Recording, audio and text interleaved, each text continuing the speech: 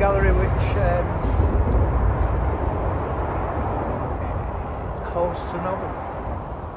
This is chapter 1. There is a place crammed with art that has tens of thousands of people cross it every day, and not one sees a single stroke of brush, splash of colour, or urban myth, or cultural imagery tortured or reified or made beautiful or ugly. This place exists and breathes into the air around it, and the concrete and the shadow and the mysteries of its creators are both real and imagined, and they are there and they are not. If something is not seen, it is not there. We rely on that truth. If something is seen and not there, which we are growing to appreciate with every passing encounter on blue screens and ear barrage, it is also truth, another truth, an insistent and real truth. Truth we can burn in fires of rage and throw through windows and use to etch grimaces on our faces and batter each other with. Truth that can build fences, and once we have a fence, we have something to see, stand behind, sit on. Truth of another world we cannot see but we can hear and imagine with such ferocity. We then have a world to live in, one in which we are warriors, perhaps. This is not a truth that exists in the underworld of the Flyover Gallery. You will never see this place, and for you it may never be there. It can only be discovered, or, if curious enough, if you have ears alive to other sounds, you might find a guide to take you there. Beneath the flyover, the world is both part of the noise of Ant March and the silence of the earth. Around it is the green of the world as it remembers itself and the sides of this barrier, which is materially a swathe of concrete and asphalt, rubber and petrol, technology people guided by satellite and doped up on digital sounds and network ideas. This hidden world aches with the tension between the two realities of grey and green, and allows anyone in its embrace to be aware of these unconsecrated cathedrals that tear out the soul and ask it questions it cannot answer.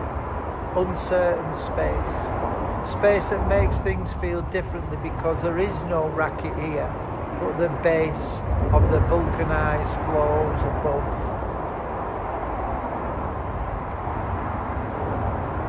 This is the truth that lies beneath the hooves of cavalry, the truth beneath the dusty hardness that Roman legions trampled, beneath the cobbled sets that lonely revolutionaries charged across as urban machines suffocated their fires.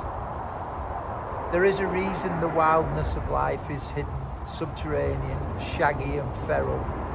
It is too pure a human to live and breathe in the scrubbed faces of shiny truth. Such ugly irreverence that takes hold down here shines only with what is there, not what is not.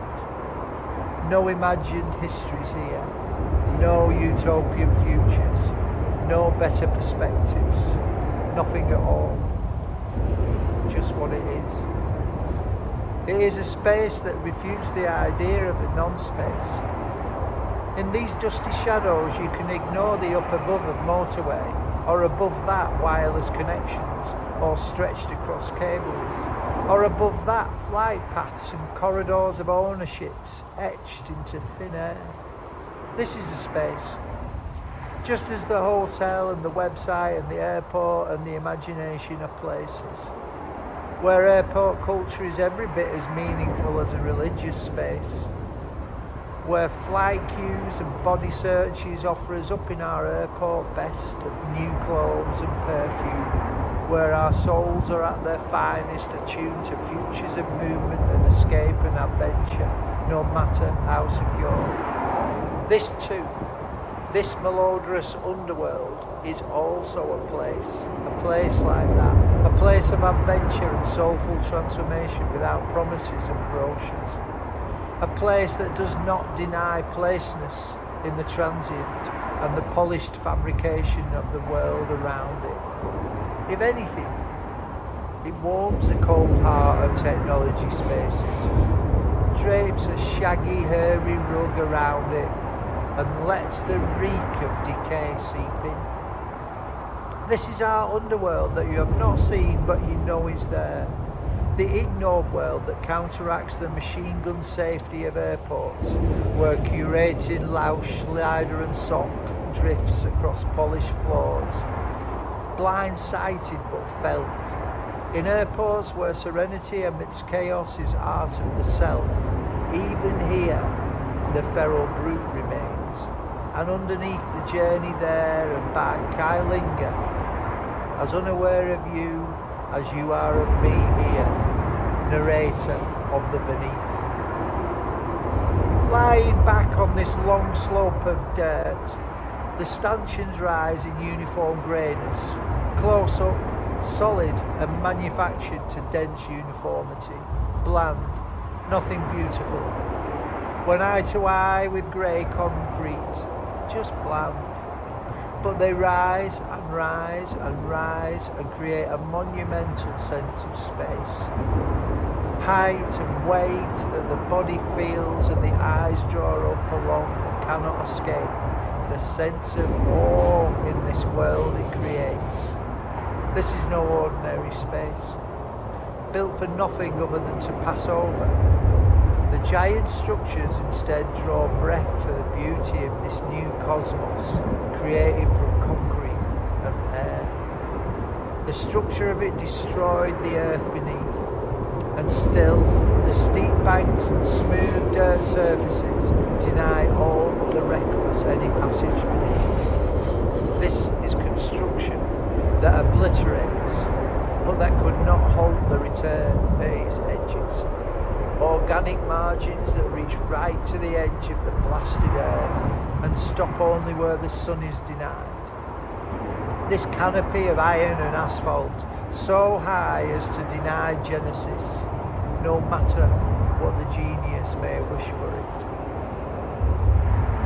The writer, the space, the cosmos of a flyover gallery is all that this story will tell. It's multiple in the characters that stumble into this web. None die, but all are changed. Decay is inevitability in material form. Growth too. As the soil beneath me starts to scratch through shirt and jacket and the thumping of the bass above eats into the rhythms of fingers on keyboard, I wonder. And as I wonder, the words stop and the spaces between them grow longer and longer.